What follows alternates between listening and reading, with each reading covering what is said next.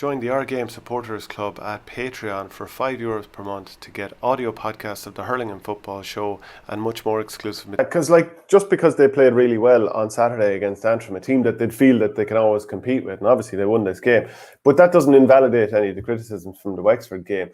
They sat on and they completely stood off the puckouts, allowed Wexford to walk it out the field, and then Wexford had an option of, will I try and knock this over the bar? Will I run it up through the centre? Will I pin it into the full forward line to somebody? And they ended up scoring 5-31.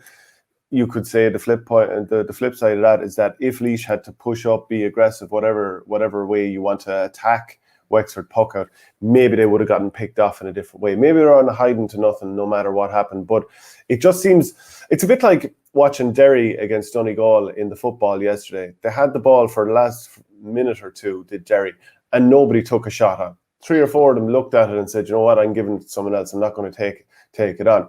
So there's a difference between to lose and go down at least fighting. And I'm not saying Derry didn't fight. They were actually really good.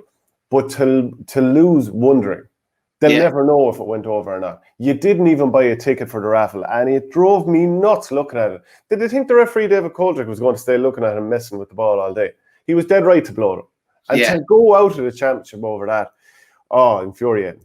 I'd always say, Shane, just what you said there, never die wondering. Take the chance, and at least, fair enough, we didn't take the chance, we didn't take it, but have a pot and have a go and give yourself a chance of being in the equation.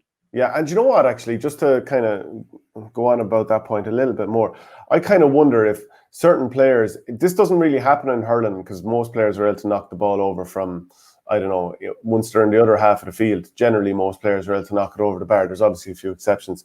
But I think in football, there's you're a shooter, you're not a shooter. You're not allowed to kick the ball over. So I just wonder, what's their instructions before, throughout the pre-season or whatever, that this guy is not to shoot. Try and get to Shane McGuigan, for example, and that would be it. I wonder what people think about that as well. Join the Our Game Supporters Club at Patreon for €5 per month to get audio podcasts of the Hurling and Football Show and much more exclusive material.